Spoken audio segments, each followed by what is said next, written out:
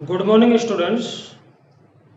अपना chapter number 6 चल रहा था, रासायनिक अभिक्रियाएं और उत्प्रेरक। कल आपको इसके बारे में बताया था उत्क्रमणीय और अनुत्क्रमणीय अभिक्रियाएं क्या होती है।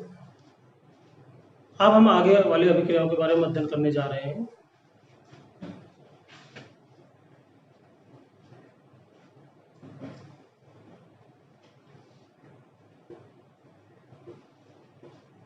रासायनिक अभिक्रियाएं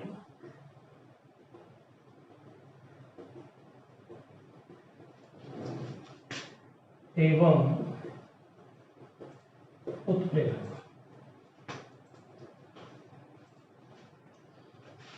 अगली जो अभिक्रिया है उस अभिक्रिया को कहते हैं तीव्र एवं मंद अभिक्रिया।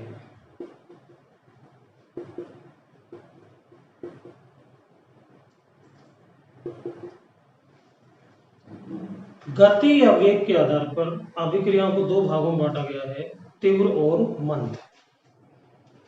अर्थात वेग के आधार पर कितने प्रकार की अभिक्रियाएं होती है? दो, तीव्र और दूसरी मंद। तीव्र अभिक्रियाएं, जैसा इसका नाम है, तीव्र मीन्स तेज।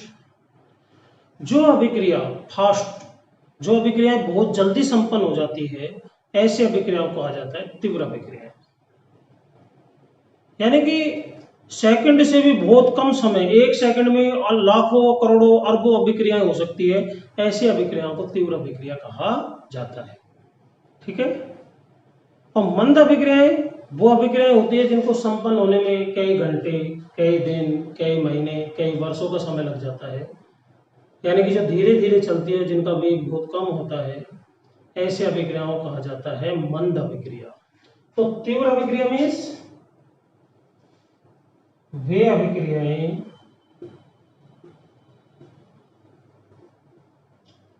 जिन्हें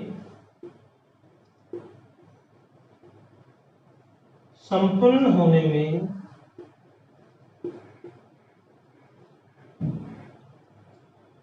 बहुत कम समय लगता है, उन्हें कहा जाता है तीव्र अभिक्रिया।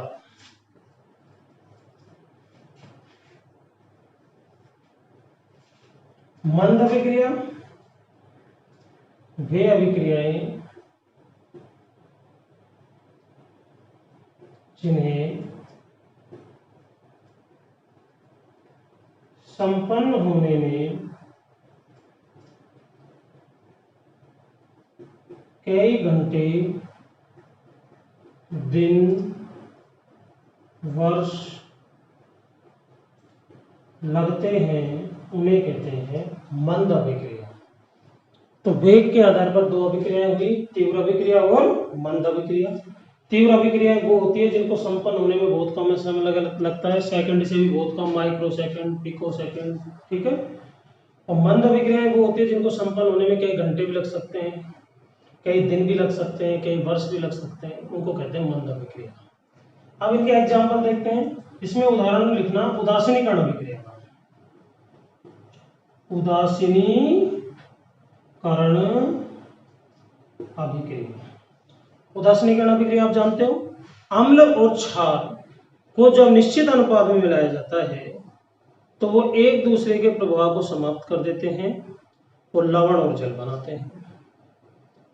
ऐसी अभिक्रिया कहलाती है उदासीनीकरण।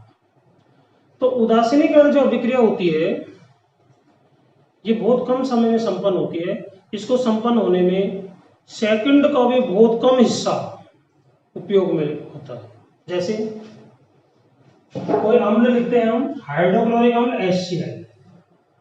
क्षार लिखते हैं जैसे NaOH, कास्टिक सोडा या सोडियम हाइड्रोक्साइड। HCl हाइड्रोक्लोरिक अम्ल, ये क्षार है जिसमें OH आता है। Na ने क्रिया कर ली किससे? Cl से। क्या बना लिया? NaCl प्लस H और OH आपस में मिलकर के बनाएंगे क्या? H2। तो बच्चों यहाँ पर देख रहे हो, ये अम्ल है, ये क्षार है, अम्ल और क्षार को निश्चित अनुपात में मिलाया तो क्या बना, लवण प्लस जल। इस अभिक्रिया को संपन्न होने में बहुत कम समय लगता है, लगभग 10 की घात माइनस 10 सेकंड। अब बताओ 10 की घात माइनस 10 सेकंड का मतलब जानते हो आप? 10 की घात माइनस 10 मीन्स 1/10 की घात 10, 1/, 1 2 3 4 5 6 7 8 9 10, काउंट करो, इकाई, ढाई, सैकड़ा, हजार, 10,000, लाख, 10 लाख, करोड़, 10 करोड़, अरब, 10 अरब।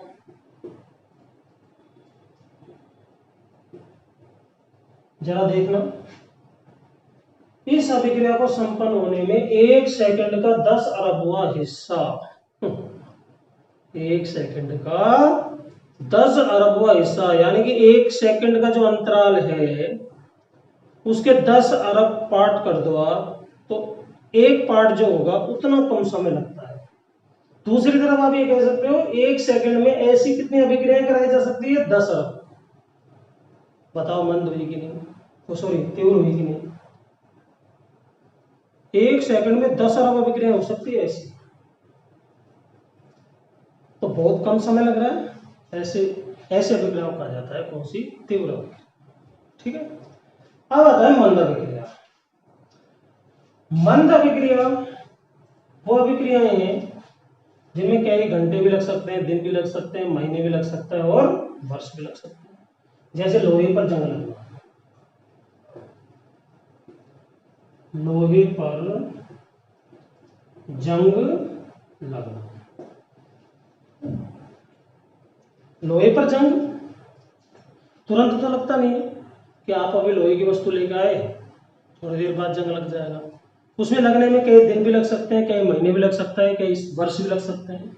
ठीक है, लेकिन लगेगा जरूर। ऐसे अभिक्रियाओं को कहा जाता है मंद अभिक्रिया। लोहे पर जंग की जो अभिक्रिया है उसको कैसे लिखते हैं वो मैं आपको बताने जा रहा हूं।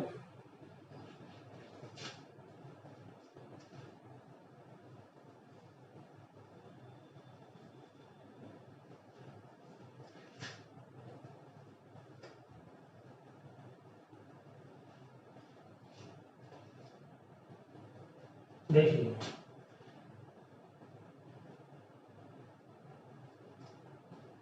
लोहा, सभी सूत्र जानते हैं, Fe। जंग लगने के लिए दो कारक उत्तरदायी होते हैं, ऑक्सीजन और जल। तो लोहे की क्रिया कराई ऑक्सीजन प्लस जल, तो बन जाएगा जंग, Fe2O3 3H2। ये लोहा है,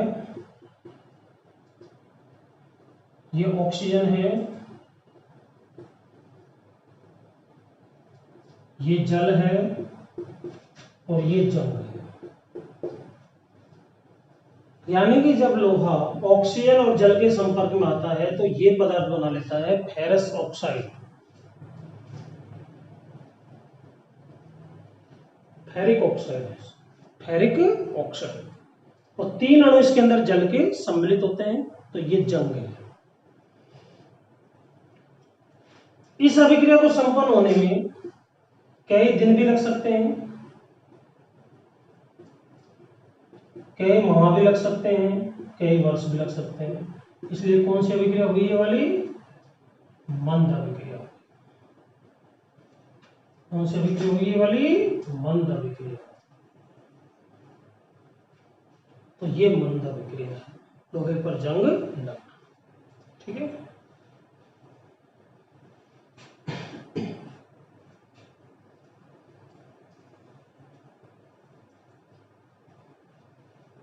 नेक्स्ट जो अभिक्रियाओं का पेयर यानी कि युग्म है वो है ऊष्माक्षेपी एवं ऊष्माशोषी अभिक्रिया। ऊष्माक्षेपी एवं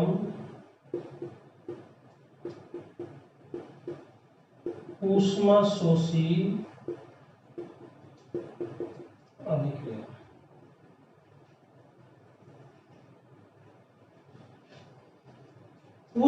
छेपी, छेपी मीन्स उत्सर्जन।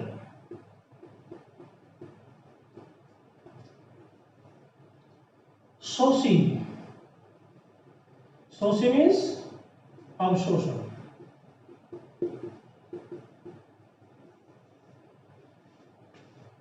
यानी कि ऊष्मा छेपी अभिक्रिया वो होती है जिसमें ऊष्मा का क्या होता है, ऊष्मा का उत्सर्जन होता है, ऊष्मा बाहर निकलती है, ऐसी अभिक्रिया को कहा जाता है ऊष्मा छेपी अभिक्रिया। दूसरी ओर ऊष्मा शोषी, शोषी मीन्स अवशोषण, जिसमें ऊष्मा का क्या होता है, अवशोषण, एब्जॉर्प्शन, ऐसे अभिक्रिया को कहा जाता है ऊष्मा शोषी। अर्थात इसमें क्या होता है, ऊष्मा का अवशोषण होता है। तो वह अभिक्रिया जिसमें ऊष्मा का अवशोषण होता है ऊष्मा शोषी अभिक्रिया कहलाती है, और वह अभिक्रिया जिसमें ऊष्मा का क्या होता है, उत्सर्जन होता है, उसको ऊष्मा छेपी अभिक्रिया कहते हैं। इसका एग्जाम्पल याद रखना, N2 प्लस H2, बहुत ही मोस्ट पॉपुलर रिएक्शन है ये, हेबर विधि द्वारा अमोनिया बनाना, बार बार काम में आ रही है। N2 plus H2 NH3 plus इसमें ऊष्मा भी निकलती है, 93.33 किलो जूल ऊष्मा का इसमें उत्सर्जन होता है। लेकिन आपको मान याद रखने की जरूरत नहीं है, प्लस ऊष्मा निकलती है, प्लस मतलब छेपी बाहर निकल रही है। तो जिसमें ऊष्मा का उत्सर्जन होता है उसको कहते हैं ऊष्मा छेपी अभिक्रिया। ये एक ऊष्मा छेपी अभिक्रिया है। संतुलित आप कर ही लोगे, यहाँ 2 लगा दो, 3 दूनी 6, तो यहाँ पर 3 दूनी 6 बनाने के लिए 3 लगाना पड़ेगा, या 3 लगा दो, हो गई संतुलित। तो ये अभिक्रिया है किसकी, ऊष्मा छेपी का एग्जाम्पल। ऊष्मा शोषी, इसका एग्जाम्पल याद रखना, N2 प्लस O2 NO, संतुलित करेंगे, यहाँ 2 2 है, यहाँ 1 1 है, यहाँ 2 लगा देंगे। इसमें ऊष्मा का अवशोषण होता है, 180 किलो जूल ऊष्मा का अवशोषण होता है इसमें। तो माइनस ऊष्मा, माइनस मतलब कम होना, प्लस मीन्स बढ़ना। इसमें विलयन की ऊष्मा बढ़ती है क्योंकि उत्सर्जन होता है, तो ऊष्मा छेपी। इसमें ऊष्मा का अवशोषण हो रहा है, कमी हो रही है, कमी को दर्शाते हैं किससे, माइनस। तो यह है ऊष्मा शोषी अभिक्रिया। ठीक है बच्चों, तो यहां पर हमने देखा जिसमें ऊष्मा का उत्सर्जन होता है वो तो ऊष्मा छेपी, और जिसमें ऊष्मा का अवशोषण होता है वो ऊष्मा शोषी। ओके, अब चलते हैं नेक्स्ट।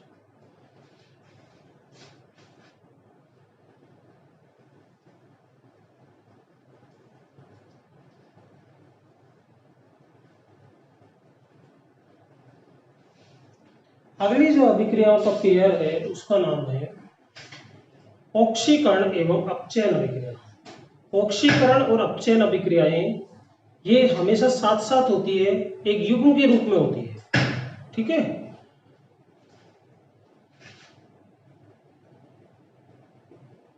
ऑक्सीकरण व अपचयन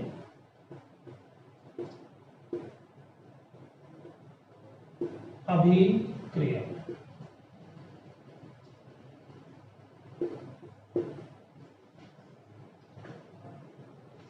देखिए बच्चों, जैसा इनके नाम से पता चल रहा है, ऑक्सीकरण, ऑक्सी मतलब O2, करण मतलब जुड़ना, करण मतलब जुड़ना, जिसमें ऑक्सीजन जुड़ती है, ऑक्सीजन का समावेश होता है, उसको कहते हैं ऑक्सीकरण। तो क्या परिभाषा है इसकी, ऑक्सीकरण की,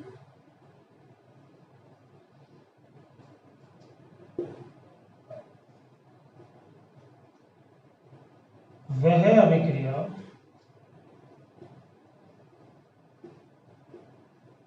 जिसमें ऑक्सीजन का समावेश होता है उसको कहेंगे ऑक्सीकरण अभिक्रिया। फॉर एग्जाम्पल, जैसे C प्लस O2 क्या बना CO, S प्लस O2 क्या बना SO2, Mg प्लस O2 क्या बना MgO। इन सब में आप देख रहे हो C प्लस O2 दोनों जुड़ गए CO2 बन गया, S सल्फर O2 ऑक्सीजन दोनों का जुड़ने से सल्फर डाई ऑक्साइड बन गया, Mg मैग्नीशियम ऑक्सीजन जुड़ गया MgO बन गया। इसको संतुलित करना जरूरी है क्योंकि कंकाली समीकरण है। यहाँ पर ऑक्सीजन एक है, यहाँ दो है, तो यहाँ पे दो लगाएंगे, Mg दो हो गए, यहाँ पे दो। इन सभी अभिक्रियाओं में क्या हो रहा है, ऑक्सीजन का योग हो रहा है, इसलिए कौन सी अभिक्रिया कहलाएगी, ऑक्सीकरण। ठीक है। दूसरी तरफ है अपचयन, इसका जस्ट उल्टा कर दो, अपोजिट। ऑक्सीकरण अभिक्रिया का जस्ट अपोजिट यानी कि विपरीत करने पर अपचयन की डेफिनेशन बन जाएगी। तो इसकी परिभाषा क्या हुई, वह अभिक्रिया जिसमें ऑक्सीजन का निष्कासन होता है,